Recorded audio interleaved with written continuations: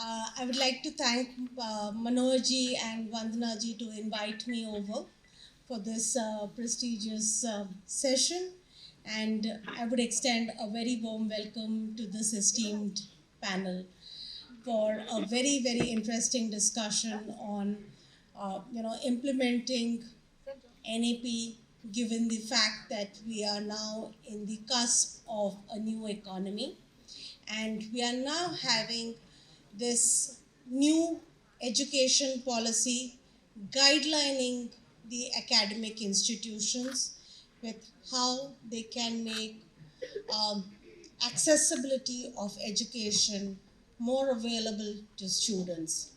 In this context, I would invite the panelists to share their viewpoints on how they look forward to NEP in the areas of interdisciplinary work in spaces where they can look at nuggets of instructions coming forward. And the most important aspect, and how students can absorb this to build their careers on it. I would like to call upon Dr. Abha to commence this discussion. Thank you so much. Am I audible? Yeah. एक about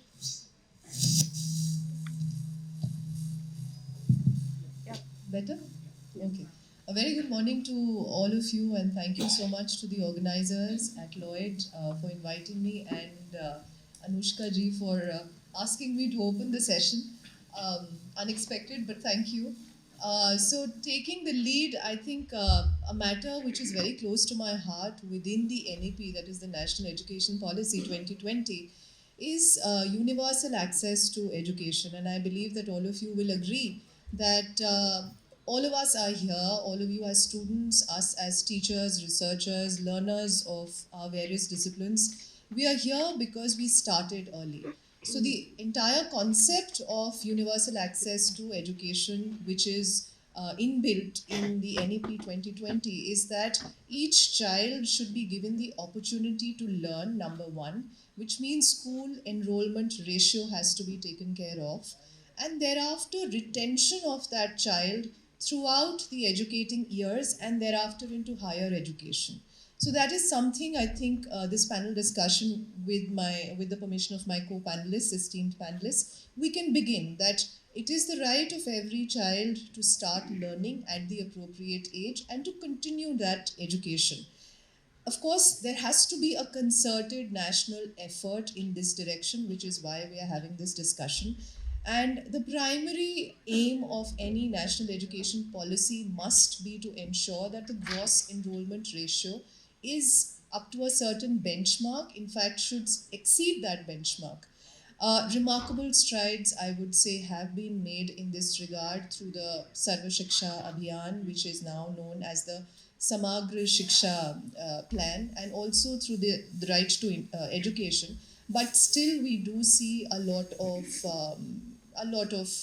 stride that needs to be made, a lot of gap areas that are there, and which is why I feel that these kind of discussions, these kind of plenary sessions with all the luminaries are extremely important, because to begin with a concept such as very very rudimentary, very basic, such as universal access to education, and thereafter to move on to the more finer points of vernacular education, of multidisciplinarity, technical education, of the NEP is full of these wonderful ideas, but how to translate these ideas into action is what I think we are here to discuss, to debate, and to dwell upon. You see, if I were to give you some figures, the gross enrollment ratio for 6 to 8 standard in schools was 90.9%, and in grades 9 to 10th was 79.3%. Thereafter, in standards 11th to 12th, it is 56.3%. Now, that itself shows that there are some lost kids in the system at these levels who need to be brought back into the system. The NEP, and I know that my esteemed panelists would like to continue and build upon these arguments. The NEP has given us two very basic but very important issues on how to address these problems. Number one is to build infrastructure at the school level, and thereafter, of course, that implies into the higher education level also. The infrastructure at the school level, of course, will depend on each region, each district, each state has its own challenges. So that will be one issue. Then, of course, the male-female ratio. The schools have to be extremely, not only infrastructure, it has to be safe infrastructure for the girl students so that there is retention of those girl students into the schools. Because till date, unfortunately, the issue is the primary issue of safety. Is it safe to send my girl child to the school? I have to build an ecosystem even in a state like Delhi to make sure that my girl child, all children for that matters, reach safely to school. Imagine in a remote area, what are the kind of issues? So basic issues like that. And then, of course, the other issue is that they continue this enrollment is continued, and the students have the opportunity to catch up. So another very important aspect that NEP Anuka ji, sorry, dwells upon is the factor of the civil society and some departments of the government, Ministry of Social Justice, etc., which have to do a hand-holding exercise to make sure that this entire process, all the lofty ideas of the NEP are translated actually into action. So with that opening remark, I hand it over to the other panelists. Over to you, Anuka ji. I would actually like to ask you one question in this regard. I'm not sure if I'm audible. Yes, you are. I'd like to ask you one question in this regard. How do you look at the multiple entry, multiple exit options that is provided by NEP? While the framework is talking about multiple entry and multiple exit, how open are higher ed institutions, especially, to be accepting the fact of people coming back to the institution after a gap of 3 years, 2 years, kind of stuff. Traditionally, today in India, we find that there is an option of continuing education, which typically means to say that one person enrolls and exits with a degree. There is no option, or people are not very used to exiting and then coming back and exiting and then coming back kind of a thing. Do you think now institutions are opening up to this viewpoint? Yes, of course. I mean, there has been a lot of mulling over this idea over the past so many years, and again, I think this entire concept of the gap years, so to speak, and how to cover those gap years, it was never seen in the right spirit.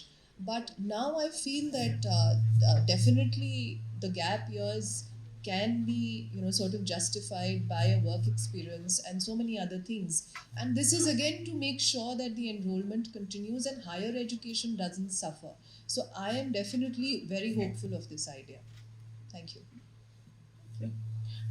Vidhu ma'am, we have heard from you continuously about showing multidisciplinary impact in education.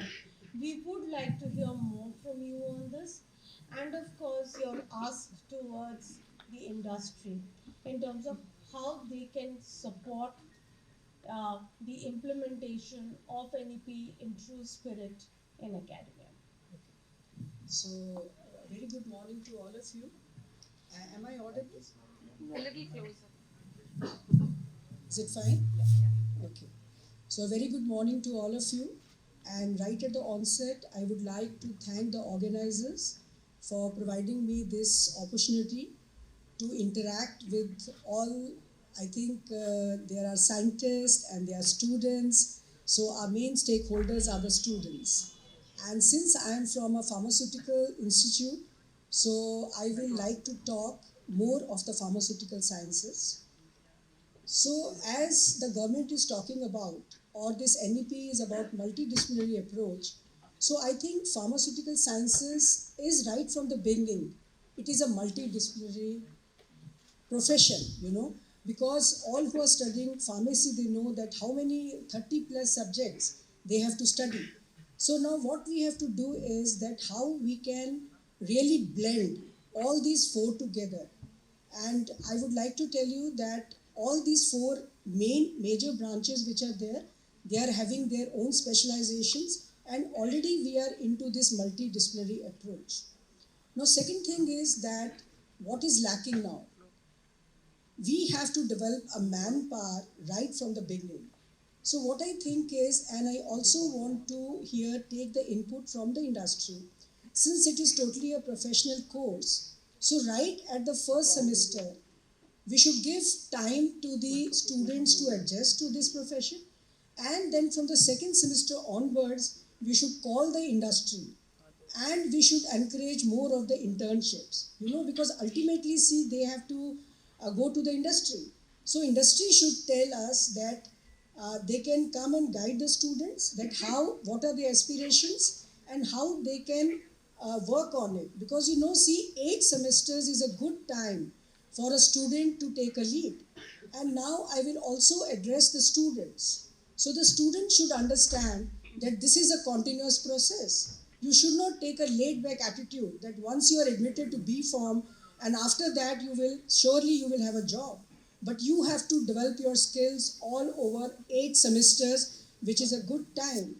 So I also want to tell one more thing, that is the policy makers. They should indulge, or they should also collaborate with the industry right at the beginning, that what all inputs they can give to them, because the curriculum design, and moreover, see, it is, and you can say that things evolve, isn't it? The things evolve, but we have to take certain steps so that at the end students are placed. Now for the students, I want to tell one more thing, that is, they should not only look for the pharmacy profession or pharmaceutical industry. They should see that because they are the trained minds now with a scientific background, so how they can have some extra skills and then they can move forward. Yeah, thank you. Thank you, Vidhu ma'am. In fact, this is a very interesting perspective that I would like to throw some additional light on. Usually, students, consider building skills in the IT domain as an overhead, which in fact, if you look at it, is very, very essential.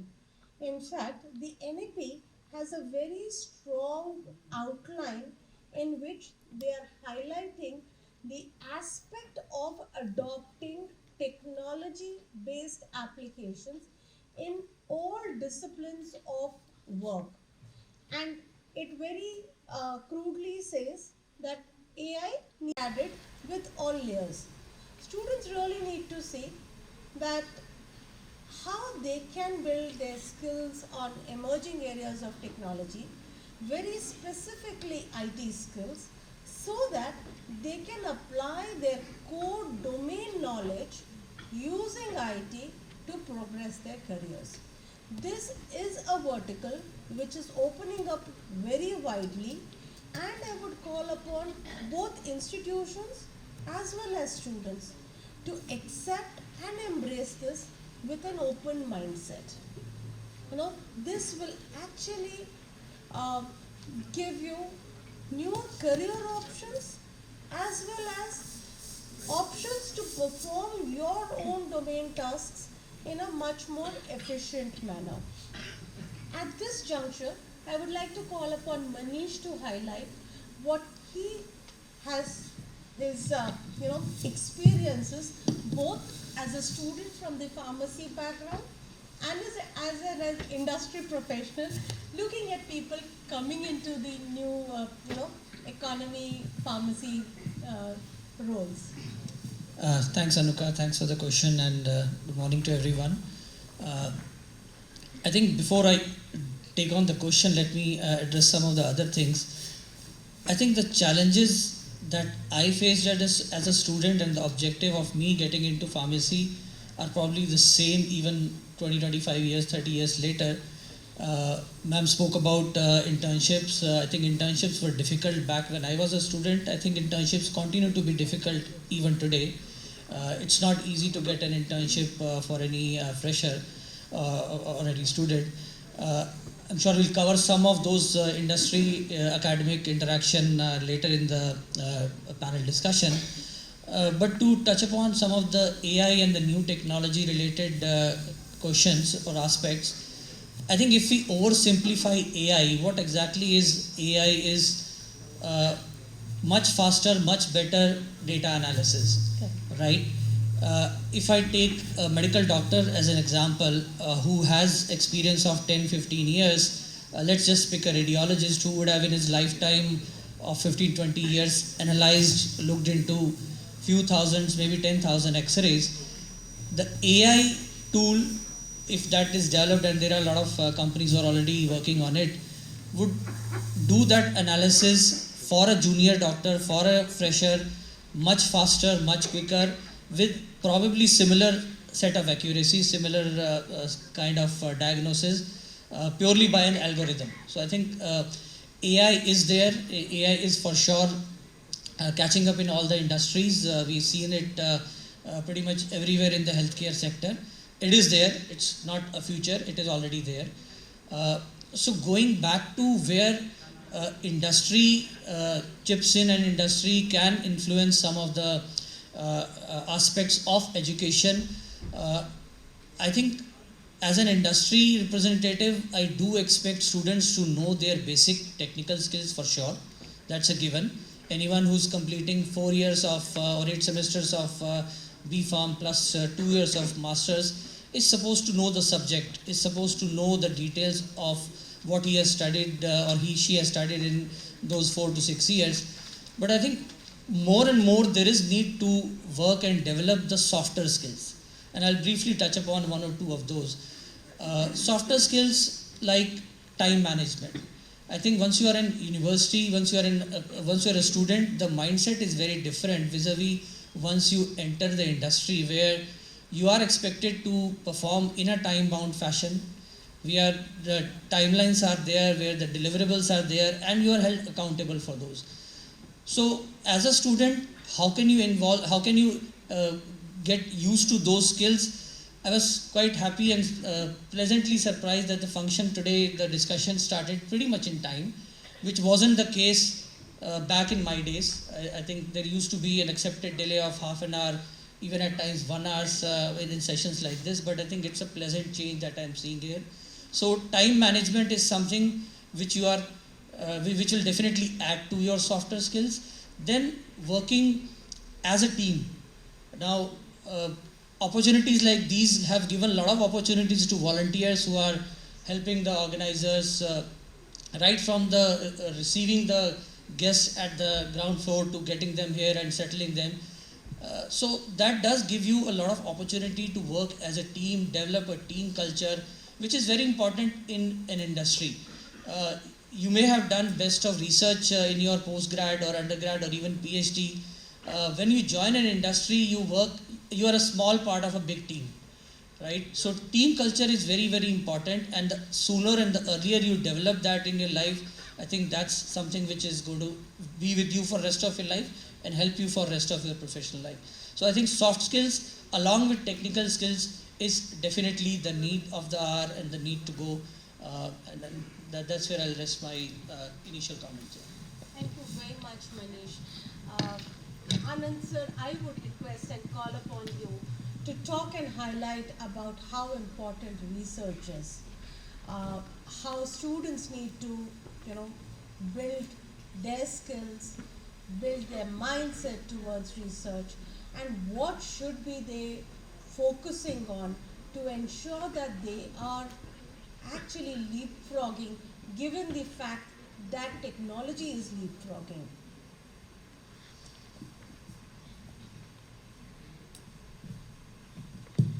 Namaskar everybody. So this is a very apt question which in new education policy definitely we should discuss about.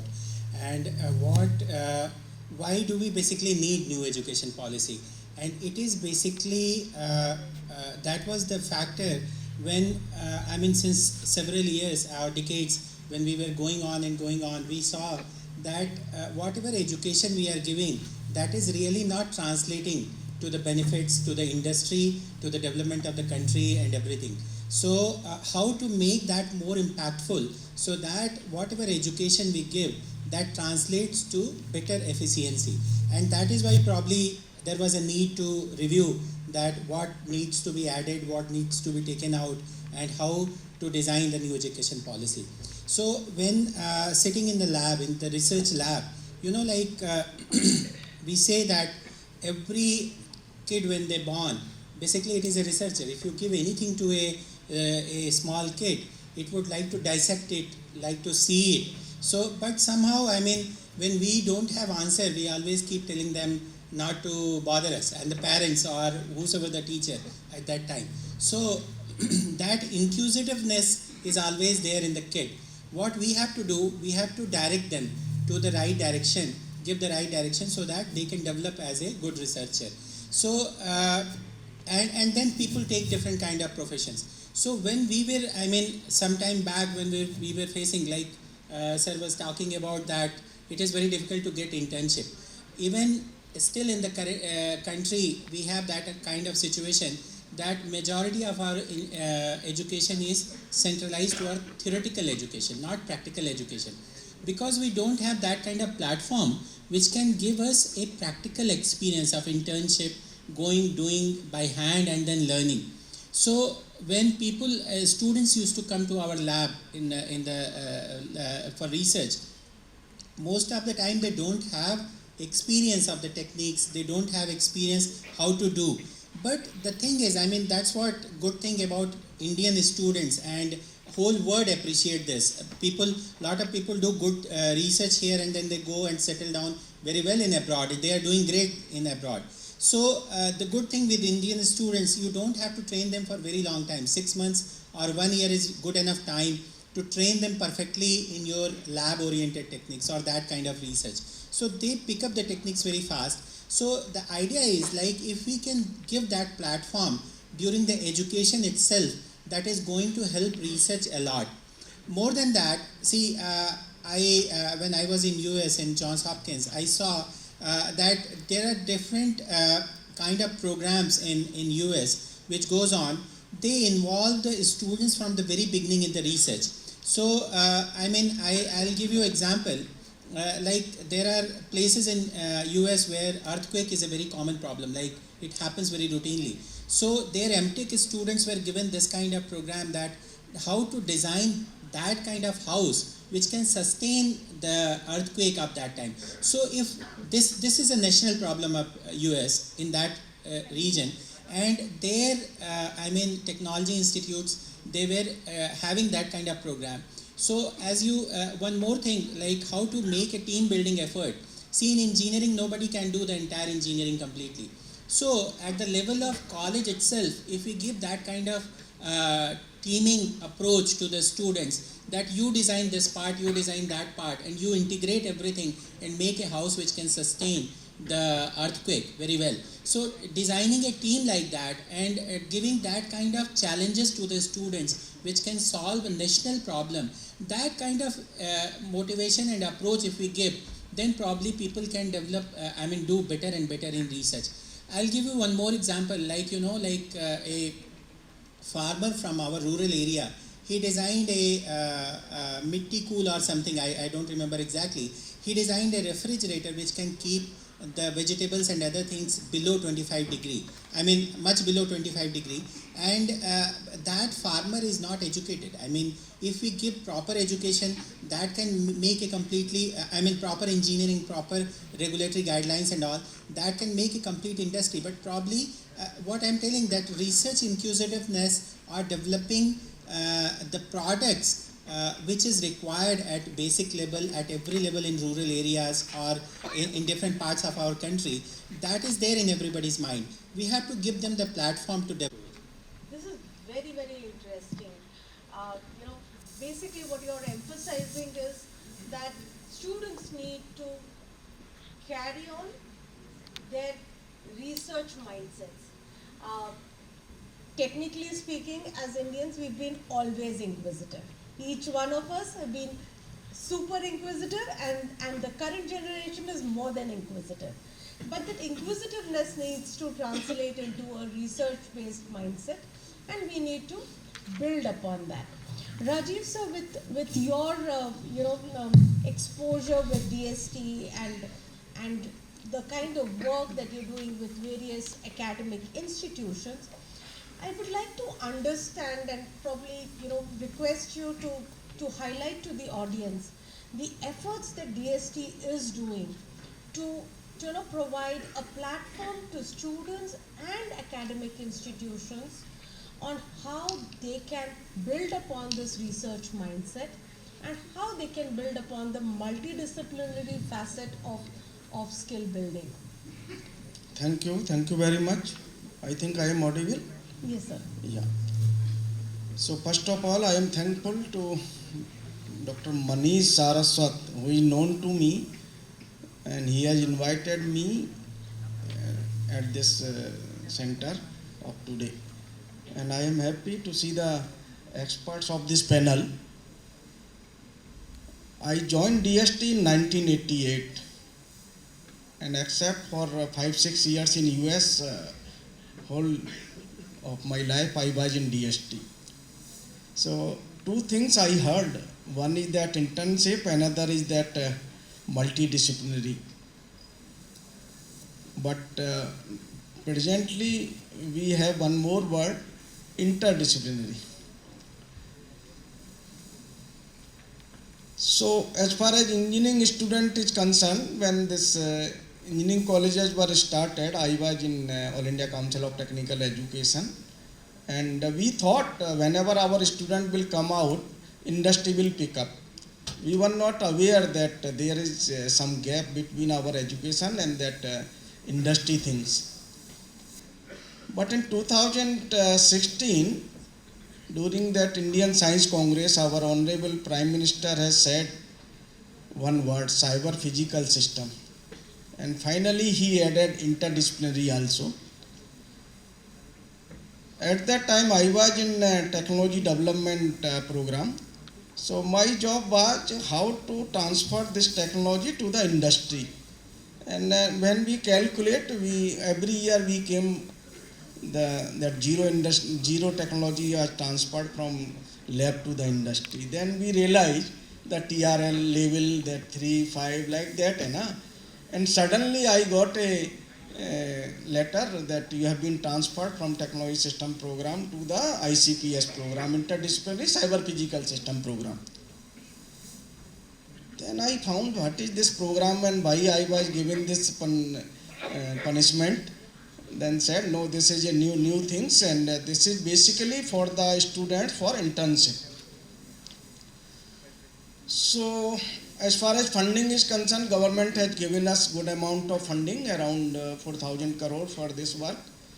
And main job was to handle this internship situation of the student. And finally, and that too on emerging areas, frontier and futuristic technology things. Like somebody said AI, somebody said IoT, somebody said robotics, somebody says cobotics, somebody said computer vision, augmented reality, virtual reality. These are engineering terms. So this type of areas. So finally, and then COVID started. And government, we have committed that we will do something. And finally we have decided to establish 25 technology hubs. That is our hub spoke and spikes model. And as far as engineering student is concerned, they are if they want to do the internship, there is no problem as far as this year is concerned. So as of today, we have established 25 technology innovation hub. As I said, this is a hub, spoke and spikes model. Hub we have chosen. Most of the hub are in educational institutes. If you want to see where it is, there is no time. So it is one of the website is nmicps.gov.in. You can find, and they can fund the projects also. So in that way, faculty is also may also involve in that hub, and it's a spoke and spike model. I have not visited this Lloyd institutes.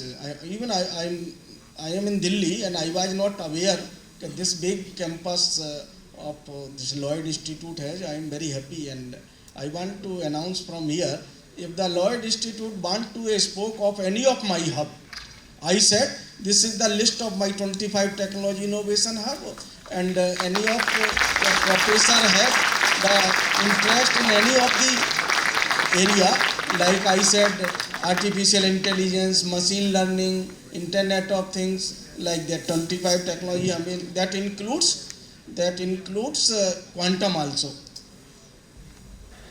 So we have already established that quantum hub at IISER Pune. All hubs we have established in educational institutes, mostly in IITs, but spokes anywhere in educational institutes. But quantum, like that 2016, last year, there is a pressure on me to start another mission on quantum, and I am happy. Last month I got 8,000 crore for quantum. So I am hopeful before March we will try our best to launch quantum hub also, NMQTA, National Mission on Quantum Technology and Applications. So this is the first announcement for that QTA from my side. So I request the faculty of this Lloyd Institute, if anybody have any type of interest in quantum, please approach to me. My details are available with Manish Narang. He will give my phone number, and I already said that this is not the new initiative, because as quantum hub we have established as a part of our NMICPS hub, and also we have around 5 years before we started one another program, Quest, Quantum Science and Technology, Enable Science and Technology. We have funded around more than 500 projects under that Quest program. So this is the things, that internship. As far as this, somebody said there is a gap between the students and the industry. For that purpose, I want to announce here that DST has set up one separate institute. The name is National Innovation Foundation, NIF at Ahmedabad. So my request to all the first request to the management of this institute, please send few of our faculties there, then send batch of students, and or invite the director of NIF here. I think that will give a big boost. As I said, I was in US and I went there as a part of patenting things, because patent things at that time is not. As of today also, if we go for patent, we have to approach to some lawyer.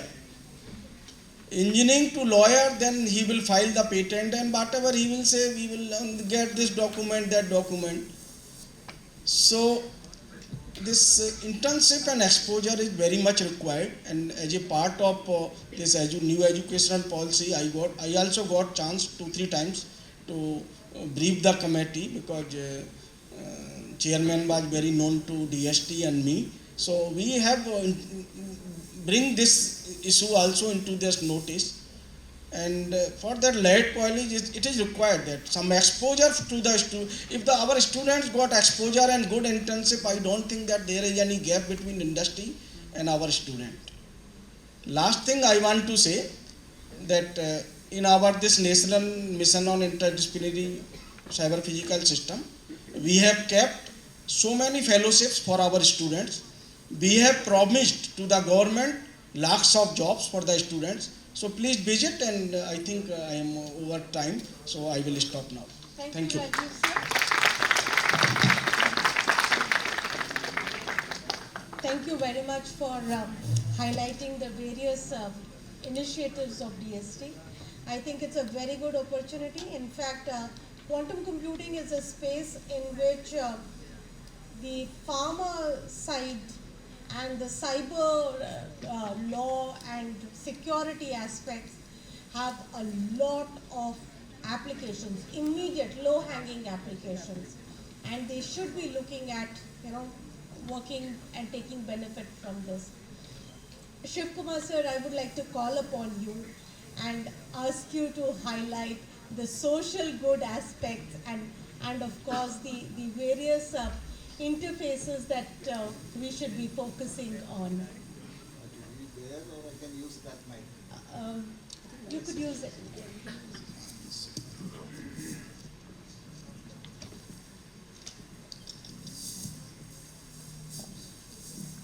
Thank you, Madam Anuka. First of all, I express my gratitude to Mr. Marwar Tairani, President Lloyd Group of Institution, and the key person of this program, Professor Vandana, and my good friends, Professor Mohammad Salim, Director of Lloyd Law College, and Professor Rajesh Kumar Khan, fellow panelists,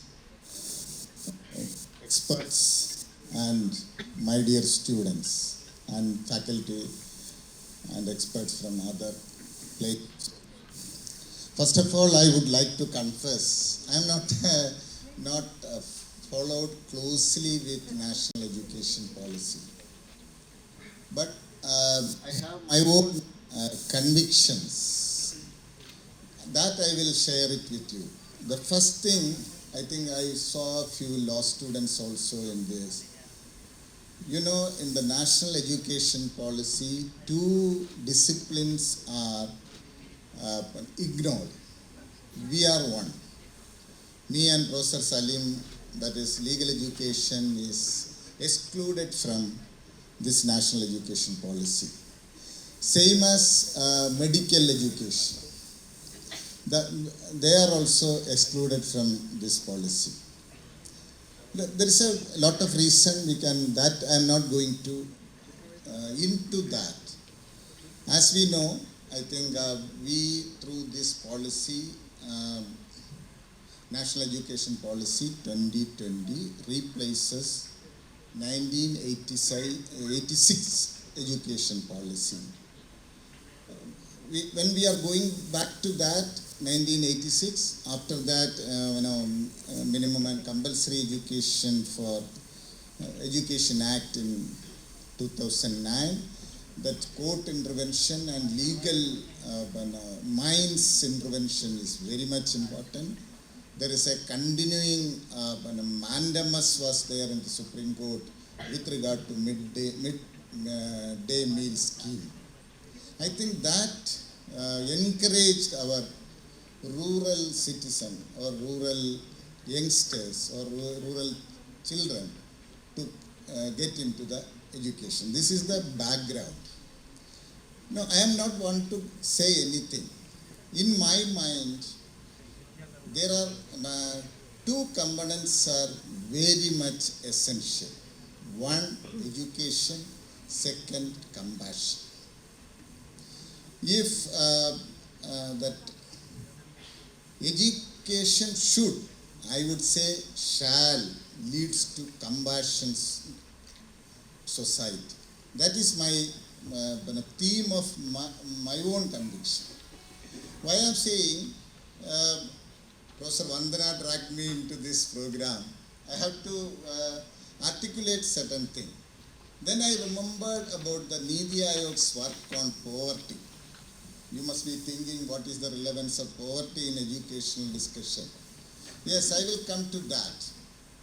When we are coming to that poverty, there are two main aspects. That Niti Ayog also said. The first ever India's multi-dimensional poverty index report published in 2021, I think November. In that policy, I found a so interesting thing. I am coming from a southernmost part of India, that is my home state is Kerala. I found one district in Kerala, that is Kottayam. You know, you must be knowing, in all over India, we have 748 districts. Out of that, the southernmost part of India, we have a district is known as Kottayam. And at the same time, from there to 2,600 kilometers in Nepal border, there is a district, what I think that's, not remembering, Sravati village or something like that. Savasti village, near to Nepal border. When we are finding the poverty rate, nil is Kottayam, 74.38 is in this Savasti village. Then the reason we have to find out, where you can have that report as well as the other thing. Because I am very, it is my close because my state, near my district. So interestingly, near to adjacent district of Professor Madhav Menon too. That's why I get into more things. Then I came to know education. One CMS college, you must be knowing the London missionaries started that college in 1817, much before Wilson College of Mumbai. That is in 1832. That gave a punch for this education. Now we will go to that, what that education leads the Kottayam and what is the situation now. Why? The Kottayam district, maybe the CMS college and other colleges started by the dynasties. For example, the Travancore, Maharaja and other thing. I would say, Kerala or Kottayam district produced a president of India. His name is K.R. Narayan. He is belonging to a particular community. Don't think because of that community he became this one. Because he studied his PG education in Kerala and completed his other education in London School of Economics. Now you must be understanding his caliber. A diplomat, ambassador, JNU Vice Chancellor, Vice President and President of India. Kottayam produced a person. There is no technology. There is no interdisciplinary, no internship. The Maharaja wrote a letter to that school, college authority of university, Maharaja's University College. Because of this particular community, he was denied the lectureship there. That he took it as a challenge, achieved this thing. Then next is, in the same village, K.G. Balakrishnan, Justice, he became the Chief Justice of India, started his career as a trial court judge, resigned from that, High Court, Supreme Court, then Chief Justice of India. Another person, scientists must be knowing, is C.G. Sudarshan. He narrowly missed the Nobel Prize. Still, he is an acclaimed scientist, no doubt about it. He is also from that. Then another thing, Arundhati Roy. She is also from there. Now, why I am saying, because the education arena opened in early 18th century, that made in a different way. Why, again, then how we will connect with compassion? I am not taking much time. No, sir, perfectly fine. Compassion. I said good education should lead to compassionate society. What is compassion? Still a person is there in Kerala. His name is P.U. Thomas. Daily he is feeding more than 5,000 people. The trust is known as Navajivan Trust. How he inculcate this kind of compassion culture in his mind, when he was in the school, he understood his fellow students are not having food. He started he bought food from his house and distributed food. Because educated family, they allowed Then he started. Then he understood there are many people, they are in hunger in many places of hospitals and other things. Now, my friends from Kottayam will say, we can eat very satisfactorily because no hunger in Kottayam. That means Kottayam has no hunger, but just thirst to be better. That is the sample. That is the power of education, we can say. Now my question is that our education system is going to cater for the economy of our economical aspect of our thing, or corporate aspect of our thing, or myself and Professor Salim and Agilesh, we are driving a movement is socially committed and professionally equipped professionals. Are my opinion, this education policy is leading to that way, but in an isolation, in a more specified manner, we are taking our students to only experts.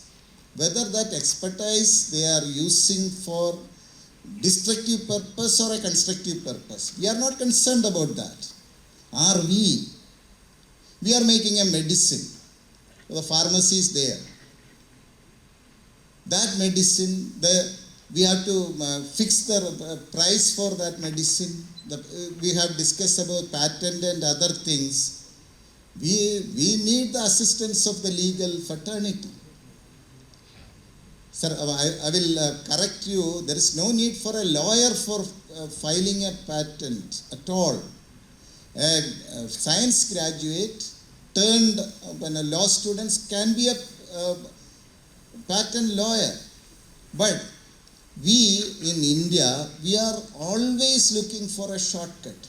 Instead of patent filing, it is a huge process.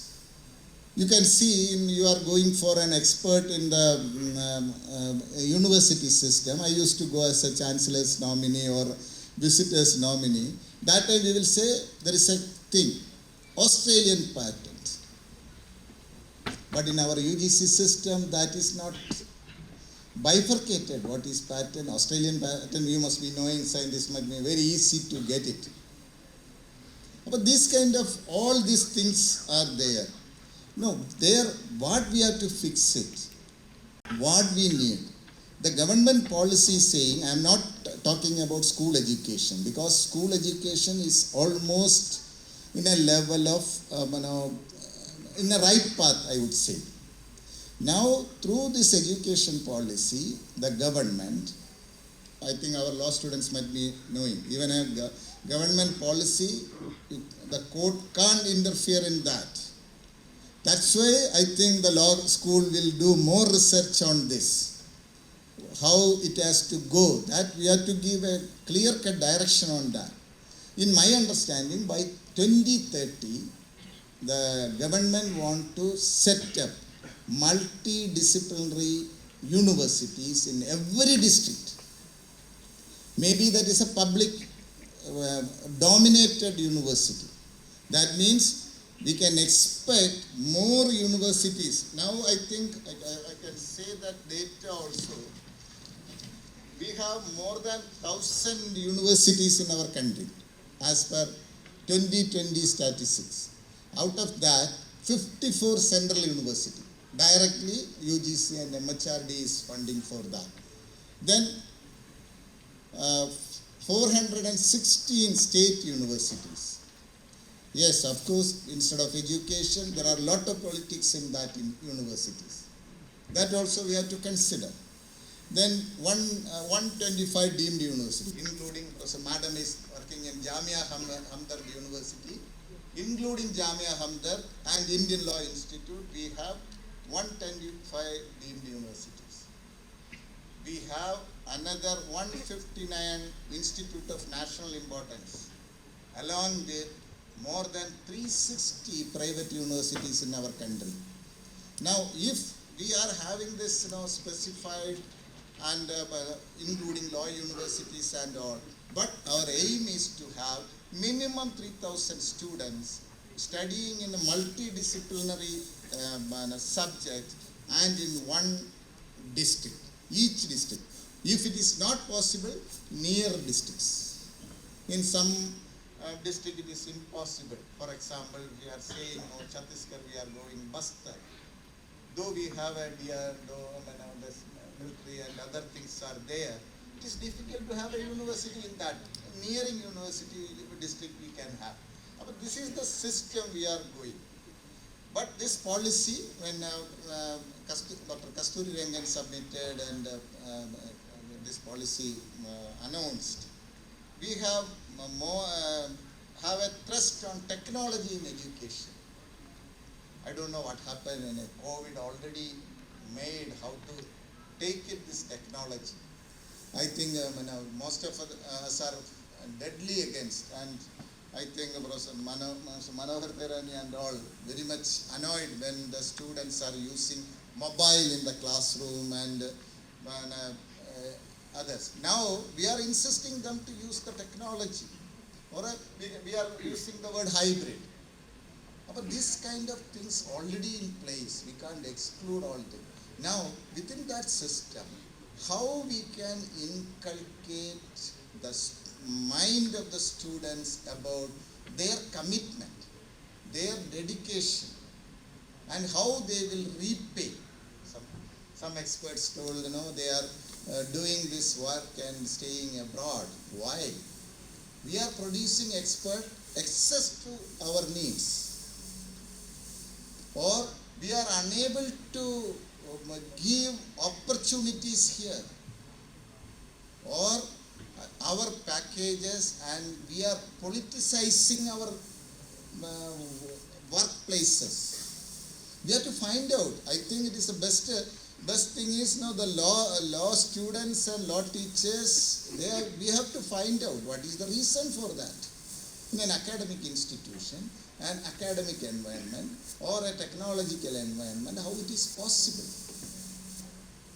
Where we are lacking, how we can strengthen this aspect, because there is no national boundary for education now. This policy says we are opening foreign universities, come and have campuses here, come and have MOU with our Indian institution. But the indication is that you can come to have here, so that we will come. Earlier, in 20 years back, we are beggars going to foreign university, whether we can sign an MOU and all. That is the line. Now it is shifted. They will come to you. They want to sign MOU. They want to take best talent with them. But how? How we can, the sustainability, how the continuity, repaying this, how we will fix. That is very important. Otherwise, we are saying about, everything it will go. Another thing, my important thing I want to point it out is on research. We are all discussing about research. I think our DST, they are giving lot of grants. What is the outcome? What is the value addition through that each grant we have? Is there any value addition? If no value addition, what kind of, I am not saying penalty, what kind of thing we can put it to that? Or I know you, you know me, that's why a project and funding. No, we are wasting our national money. To this research process, we are doing national building process. Are you ready for that? That is the spirit of national education policy. Don't think about this one with giving a skill training or catering to a industry or catering to a best law firm. Is not our job. We have to inculcate the commitment to the society, commitment to the nation, commitment to the globe. Then only it will come. There there comes the importance of this education. If you have education, automatically compassion will come. Your society will grow with you. That is my humble submission before you. You may disagree or agree. I am not having, this is my conviction. But this policy intend to that also in that line only. But people are deviating and interpreting in a different line and having and discussing on isolation. You discuss in totality and what is the spirit of national education policy. If any problem is there, it is legally and factually you have to contradict to that. Otherwise, this policy is framed with a good deliberation and we are opening up. There is no national boundary for our education, no limit for our opportunity. Yes, you have said, earlier we used to tell sky is the limit. Now the outer space or next planet is our space. I think Lloyd Law School will take international tool for how can restrict this space tourism. We have to think about that line. By 2030, this much of universities may come, may not come. That is with us, not with government. We have to think about it. We need or not. 3,000 into 748 districts plus the other universities. That is the calculation. But there is no dearth of educational access. We are going to metro to rural, most rural aspect places also, in remote to remote places also. But are you ready to work in that area? That is also. If you are saying in Sikkim University and some other university, the people are telling send me some people. Nobody is going there and accepting a job. Then one chief minister told me, Sivakumar, my problem is I am not getting a vice chancellor. If I am asking, they will say, no, why I am coming and working under you? You see, the people, one side people are going after that people appoint me as a vice chancellor. The true academician, they are saying, why am I coming and working with you and with your political people? That's why we have to think about how we have to reorganize our campuses, educational campuses. That is very important. That this policy opening a lot of avenue in this line. Here the question before you, are we ready for taking that spirit or not? That we have to decide. If that should be the outcome of this discussion, that will be fruitful. Maybe we can say there are many things will come, but that should be our final findings, or correct findings on that. Thank you. Thank you very much, sir.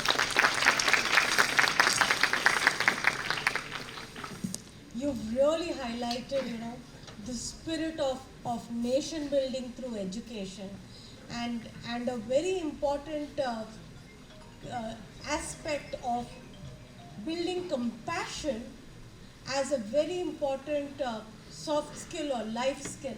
Manish had already highlighted importance of life skills and soft skills as a part of one's nature. But you very rightly highlighted the importance of building compassion. And compassion really needs to be built as one grows. It's not something that one can build in a day, and it is something that gets applied throughout. And keeping that as one of the aspects, also in terms of finding employability, there is a very important concept of recognizing one's entrepreneurial skills. Here I would like to call upon Kamal to highlight in terms of... Yes, sir. One thing also. Please, sir. You know that the education of that Kottayam, you can see in the website the district collector is gender equality also, a female. The police officer is a SP is, Kottayam SP is a female. District Panchayat President is a female. So interestingly, the Rotary Club and other thing, they are electing also female. You see, So interesting. once education is there, the broad mindedness, that is very important. No?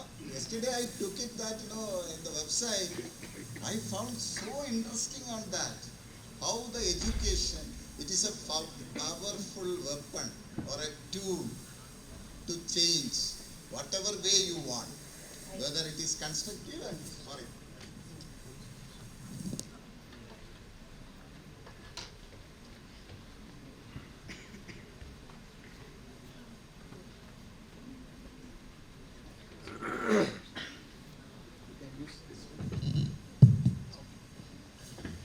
Thank you, ma'am. Thanks to you and thanks to the organizer. And thank you very much to the panelists for sharing such a great insight on new education policy and your perspective on those respective new education policy change. So here, like before we jump into like from the entrepreneurship or from the education to jobs or entrepreneurship, few things I wish to bring into your notice, like in daily routine, of your daily routine, like how do you start your day? I'm sure most of you might be using mobile, or everyone, right? So you might be using either Android or maybe iOS, right? Yes, no? Each one of you might be working on laptop these days, likewise me as well. Which laptop you would be using? Either it would be Lenovo, Dell, HP, right, or Apple. Some smart people might be using Apple as well, right? But, and how many times in a day you use Google? I use like more than 100 times in a day. I'm sure you all might be using, right? And then if you see throughout your day, or maybe like recently we had this festival season, how many of you have done the shopping through Amazon? Each one of you? Yes. Yeah? Flipkart? Yes. Right? And how many of you in a day or maybe like in a week use Uber, Ola, right? Most of you use, right? Why I'm saying actually this name? When you see the companies like Amazon, when you see the company like Apple, when you see the company like Facebook, Instagram, LinkedIn, right? HP, Lenovo, Dell, they all are coming from Western world, right? They all are coming from Western world. Why? Why, being the second largest population on the earth, we are not able to bring those kind of unicorn? Why we are not able to make such kind of Fortune 500 companies? Why we are not able to make such G360 accounts? That was the question. To start with this new education policy, why those changes has been bring into the place. I know there are something good has happened in this new education policy, and there are certain things which still needs to improve, But the good part is it has been started from somewhere. What I feel, like as an optimistic person, you feel what is good in it. And then, you will build on it. It's first time revision after 2.5 decades the government has made. They have done something after 2.5 decades. We should appreciate, we should appreciate about it. But at the same time, it's being our responsibility, being educationist, being university honors, being, you can say, school honors or college honors, to participate with the government. Government, like how these government policies are being made, they take input from like educationists, universities, schools, colleges, industry. Right? It's a collaborative efforts to make any policy, and once the policy is being made, it's not mandatory that it's fixed forever. It's ever evolving thing. We need to come collectively and create an association to bring into the table of the management or bring into the table of the government, then it will be definitely would be considered for the change. But what good things has been put? We have shared a lot of things which has good already been, like many of the panelists has shared a lot of good stuff about this new education policy, and some of the panelists has shared like their point of view, like which are the areas of improvement we still need to work upon, right? So, but what good has happened? Let's focus on that. Let's crack those things which has been already been done by the government after 2.5 decades, right? So one thing which I liked about this new education policy is inculcating the two things in the youth. One is focusing more on vocational studies, in which, like what we have done, like initial couple of years or couple of sessions in your education, you might be studying in your college, in your university, but after that it's being mandatory for to you be on job, to you to be on ground. But how as a university we will implement this? That is a challenge in front of us. That is something we need to work upon. And how we can work upon that in collaboration with the industry. All your universities and most of the panelists who are sitting here have very strong and good relation with the industry. I focus on more like how to get into the solution rather than getting into discussion of like these may be the problem statement. But implementing the new education policy, what as a university we need to do is make a committee, form an industry connect session, right? In which we need to do an understanding from the industry who is being relevant for our university that what all things you need from us, right? And we need to invite those industrialists to come and share their knowledge and experience in our university so that when our student is ready for any internship, for any job, then there is no capability gap. What major gap is happening at current stage or in the earlier stage is what industry need and what university is producing. There's a big gap between these two. Industry need one person to work for 5, but university is producing 5 people working for nothing. That's the major gap. Like I work with more than 50 plus MNCs throughout my career, which include like Facebook, Intel, HP, Amazon, and maybe so on and so forth. I can give you the list of all those companies in which I worked. The major reason and major problem when they reach to the campus, you have 100 students, but it's hard to find 2 or 3 students who are being matching somewhere close to their expectation. Here what as a university we need to do, we need to collaborate with the industry who is ultimate, you can say, absorber of our candidates, absorber of our student, and understand from the industry what the problem area they are facing and then inculcate those things into our curriculum, because through this new education policy that flexibility has been given. Right? So we need to appreciate those flexibility, how we can implement and inculcate those changes which is being needed in the industry. And second important thing over here, one is from the job side, right? Second important thing over here, what we need to bring into the, you can say, our youth, or especially the millennial like you, is entrepreneurship skill. That is very much important. People do chartered accountant, people do B Pharma, people do D Pharma, people do M Pharma, people do LLB. But at the end, when they go and they want to start their own, they will struggle initial 3 to 5 years. Any startup journey you have been seen or you have been heard, initially 3 to 5 years they would be struggling right, left, center. The main reason is no one has taught them entrepreneurship throughout their life and throughout their journey, unless and until they have established business of their parents, unless and until they have established business of their relatives. Otherwise, anyone who would be doing first generation entrepreneurship, they would be struggling to get to the right things. So that is something as a university we should bring into our curriculum. Like we should bring like the courses like finance for non-finance, right? Entrepreneurship courses in which like how to start a startup, what are the fundamentals of fundraising. People like us, people like you who are doing like pharmaceutical education, you probably not know what digital marketing is. Now in these days, and the days are coming, without digital marketing you cannot do your business. I can give you in writing, right? And finance is something we do all, like in 11th standard, 12th standard, we have studied physics, chemistry, math, biology, so on and so forth. Same thing, we have done the expertise in the pharmacy study what you are doing. But at the same time, we lack in managing our own finance. Do we know how to generate passive income? Does any one of you are feeling comfortable, or you have your wealth in your hand? Are you putting those wealth in the right place to generate the passive income, so that when you are sitting at home day and night, money is automatically multiplying? That is something the education we need to empower and to embrace in each and every curriculum. To be very honest, it won't take more time.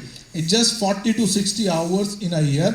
I can tell you, by this next 4 years, in the pharmaceutical education you are doing, or your law education you are doing, or your bachelor education you are doing, you can inbuild into your curriculum all these entrepreneurship small courses. So much big companies, especially in this edtech world, they are coming up with such a fantastic masterclass from the industry expert. It's not required like you need to go with one company, two company, three company, or maybe to any international company. Wherever you feel as a university, you should bring those entrepreneurship courses into the curriculum, especially like finance for non-finance, entrepreneurship courses, and then this digital marketing courses, if you want to generate the startup in your university. Then in future, I would say, collaborate with Niti Aayog for Atal Incubation Center. That is something, a great initiative any university can do, because they provide great amount of support and they have so much unutilized fund. Especially collaborate with Invest India, collaborate with Startup India, collaborate with Agni. I am telling you, they have so much unutilized fund, and they are looking for a university like Lloyd to be their partner to help in nation building. When we are generating the startup, when we are generating the entrepreneur, we are building the nation. One side, yes, you can focus on the job or vocational study, but at the same time, you need to balance out the things to create the job giver as well. None of the university from last couple of decades is focusing on generating the entrepreneur. That is something we need to focus, because like I came from like first generation entrepreneur. After 15 years working in almost 4 countries in the world for more than 50 companies as an auditor and business advisor, what crux of the story I came into this as being, we are not generating the entrepreneur. That is, bring into the new education policy to generate the entrepreneur. And then next couple of things which is good into this new education policy is global education access, which sir has rightly said, madam has also shared.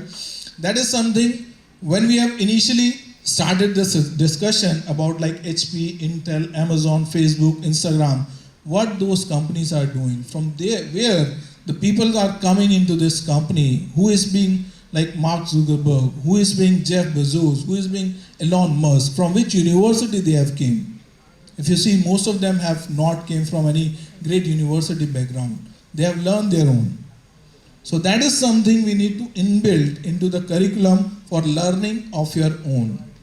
That is the future of the learning in which we need to embrace, and at the same time, those things has been inbuilt into the new education policy, learning of your own. Because initially 6 months or 1 year, you will be sitting in the university studying at it. But after that, you will be learning at your own in the industry. That is something mandate, and you will be getting the credit based on your performance in the industry, right? That is the credit system in the new education policy for you guys to be ready for the future. And we are already coming into 2022, which is the implementation phase of the new education policy. So you and we both need to get ready and to work upon as early as possible without getting into any delay and making this train missing. This is a golden era for the India. One is, you can say, across the globe, wherever I visited, like I'm sure like most of us has visited in different places of the world. Wherever you go, Indian is being seen as most hard-working people. Undoubtedly, I'm sure whosoever has visited in any part of the world outside India, you will get the same acclamation that Indians are most hard-working people, and Indian youth is the most youth in the world at this point of time. But I think, it will be very interesting for students to connect with you and probably get excited, understand, imbibe these values that they need to inculcate in themselves. Sure. I would request Vandana and the team to probably conduct or a session for Kamal to interact with students. Correct. So that they could really appreciate this knowledge. Thank you very much. I would like to conclude the session today with a lot of learning that we've drawn out. Of course, education is the primary aspect to take care of, to ensure that we grow out of where we are to a much better, sound nation. We've seen the example of Kotem, the gender equality pieces, the poverty index, they are the least. Let's get inspired by that methodology and of course build on skills, very important technical skills. Each one of us are already working on it, but also pay emphasis on the life skills, the softer aspects of activity. Regard digital skills as life skills. Kamal highlighted, all of us spoke about it. Today, we use digital technology. Let's also build skills on digital technology so that we can use them as enablers to help us emphasize. And of course, remember, lifelong learning is most important, as change is the only constant thing that's going to be there, ensuring that we are able to keep pace with the technological developments so that we are not left out as a nation. We need to leapfrog. We are a huge set of audience. We can drive to ensure that we beat success. I'd like to conclude this panel today. Sure, sir. Thank you. Thank you very much for giving me this opportunity. So I just want to make one point. मैं हिंदी में बोलना चाहूँगा कि इस education policy की, ये जो नई एजुकेशन पॉलिसी आई है, इस पे एक चीज़ जो बहुत एम्फेटिकली कहा गया है कि हम अपनी भाषाओं को भी प्रमोट करें. तो ये बहुत इम्पॉर्टेंट है. अभी कुछ दिन पहले हम एक कॉन्फ्रेंस कर रहे थे, एक संगोष्ठी कर रहे थे जो हमने अपनी भाषा में किया, एक वैज्ञानिक संगोष्ठी जो हमने अपनी भाषा में किया. और उसका जो मैं एक एग्जाम्पल उससे ड्रॉ करना चाहूँगा आप सभी के सामने कि हम सभी जानते हैं, हम मेहरौली कॉम्प्लेक्स में जाते हैं तो एक पिलर खड़ा हुआ है हमारे सामने जो मतलब ऐसा कहते हैं कि 1600 साल पुराना है और हम नहीं जानते कि वो कितना पुराना है. वो हो सकता है उससे भी पुराना हो. वो टेक्नोलॉजी जो वो मेटल है जो आज तक क्षरित नहीं हुई है, करोजन नहीं हो रहा है उसमें, सो वो अक्षर है. तो वो टेक्नोलॉजी जो है, वो टेक्नोलॉजी आज हमारे पास नहीं है. हम बहुत सारे फैक्टर्स देखते हैं कि क्यों वो टेक्नोलॉजी आज हमारे पास नहीं है. तो उसमें एक चीज़ ये भी आती है कि जो हमारी साइंस डिस्ट्रॉय हुई, और उसमें एक शायद बहुत बड़ा कारण ये भी है कि लैंग्वेज, जो भाषा है हमारी, अगर वो भाषा आम, ये टेक्नोलॉजी अगर आम लोगों तक आम भाषा में उपलब्ध होती तो शायद वो जो टेक्नोलॉजी थी वो क्षरित नहीं होती. तो जब हम आज सब कुछ नया करने जा रहे हैं, एक बार हम फिर से नई शुरुआत करने जा रहे हैं, तो हम क्यों नहीं अपनी टेक्नोलॉजी को, अपनी एजुकेशन को, अपनी जो शिक्षा है उसमें हम ज़्यादा से ज़्यादा अपनी भाषा को ले आएँ. अगर हम अपनी भाषा को ज़्यादा से ज़्यादा ला पाएंगे तो जाहिर सी बात है जो टेक्नोलॉजी होगी वो ज़्यादातर लोगों तक उपलब्ध होगी, और वो सुगमता से ही उपलब्ध नहीं होगी, वो उसकी सस्टेनेंस भी होगी, वो उपलब्ध होगी लंबे समय तक हम लोगों के बीच में. मैं एक उदाहरण देना चाहूँगा. और जैसे आप सभी जानते हैं अब तो AI बेस्ड डोर्स हो गए हैं. जब आप जाते हैं तो दरवाजे अपने आप खुल जाते हैं, लेकिन जब आप दरवाजे पे जाते हैं तो पुश या पुल लिखा होता है. जैसे जो आपकी मातृभाषा होती है, कोई भी, भारत की तमाम भाषाएं हैं, जो आपकी मातृभाषा होती है, आपकी ये जो हार्डवेयर है, इसकी जो लर्निंग होती है, जो सॉफ्टवेयर होता है, वो उसी लैंग्वेज में लिख दिया जाता है जो आपकी मातृभाषा होती है. तो जब आप पुश या पुल देखते हैं तो आपको कुछ फ्रैक्शन ऑफ सेकेंड्स रुकना पड़ता है कि इस दरवाजे को खींचना है या धकेलना है.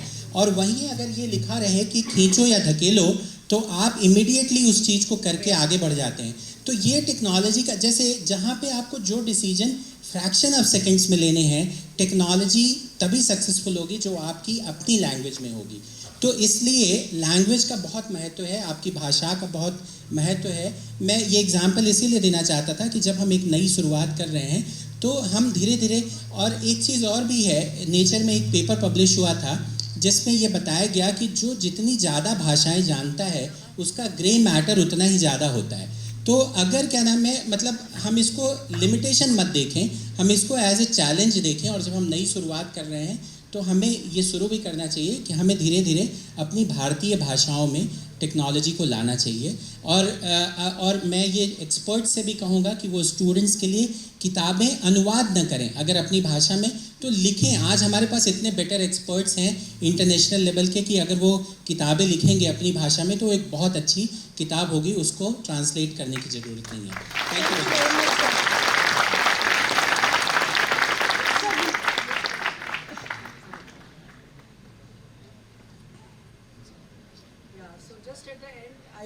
Am I audible?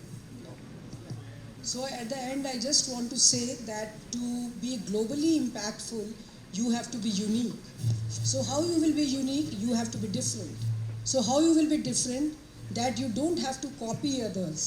Please use your resources and solve your problems, which are your problems. And for this, I want that the policy makers, they should act like a lighthouse so that they should guide us accordingly. Thank you so much. Thank you very much. Thank you so much for the wonderful session. May I now request President Sir and Professor Abhay to kindly felicitate our panelist, Professor S. Sivakumar.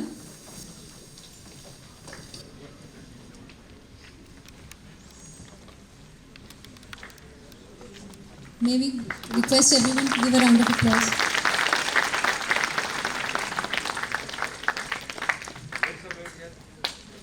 Also to Dr. Anant Narayan Bhatt.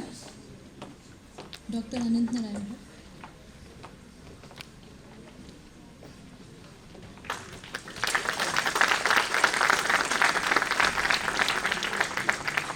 And Dr. Professor Vidhu Aeri. I would request Professor Abhay also to please stay on felicitate.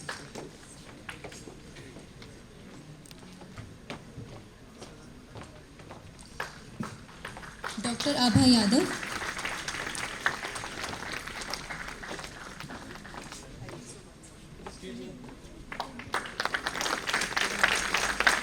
Thank you so much.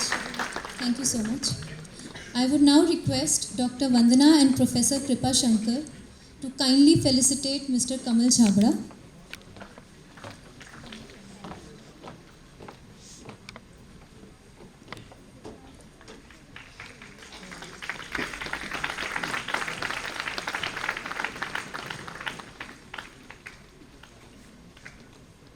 This is for you.